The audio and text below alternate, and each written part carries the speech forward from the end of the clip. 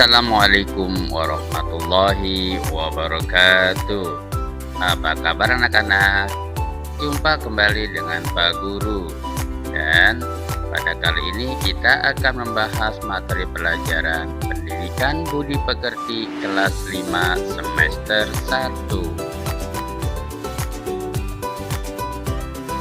1. KD 3.2 Mengidentifikasi cara menghargai peninggalan dan tokoh sejarah dalam kehidupan sehari-hari. Berikut ini yang termasuk bentuk peninggalan sejarah ya anak-anak. Yang pertama adalah prasasti, arca, candi, bangunan bersejarah, tempat ibadah, benteng, istana, monumen, makam, naskah, situs, dan lain-lain. Prasasti adalah tulisan pada batu yang bernilai sejarah. Selain ditulis pada batu, tulisan prasasti juga ditemukan pada emas loh. Nah, sedangkan arca adalah peninggalan sejarah berupa patung-patung yang bernilai tinggi unsur sejarahnya. Sedangkan candi adalah bangunan masa lampau yang terbuat dari batu yang disusun rapi dan indah. Candi Borobudur misalnya. Tempat ibadah yaitu bangunan tempat ibadah yang memiliki nilai sejarah yang tinggi, seperti Masjid Demak, Masjid Kudus, termasuk juga Candi Borobudur dan lainnya. Sedangkan benteng adalah bangunan bersejarah yang digunakan untuk keamanan pada masa perang.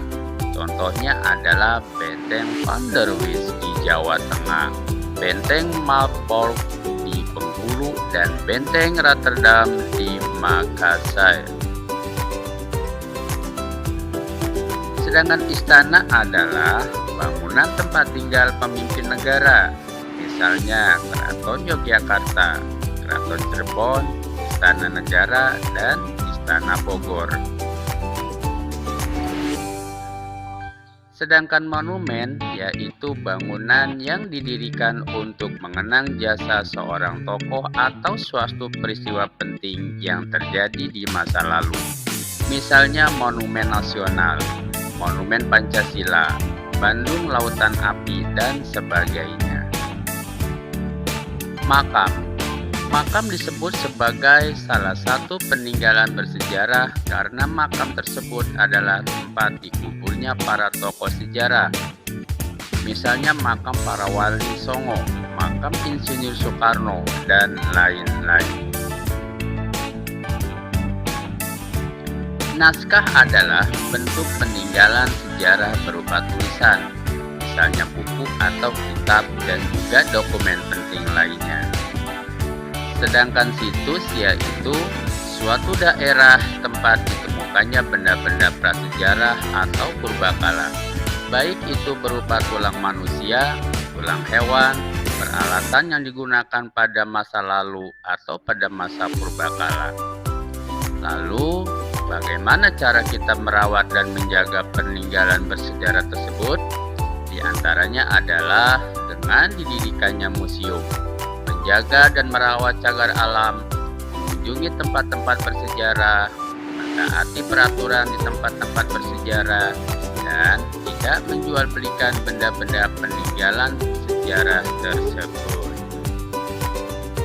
Demikian anak-anak pembelajaran kita pada kesempatan kali ini. Semoga kalian dapat memahaminya. Terima kasih. Wassalamualaikum warahmatullahi wabarakatuh.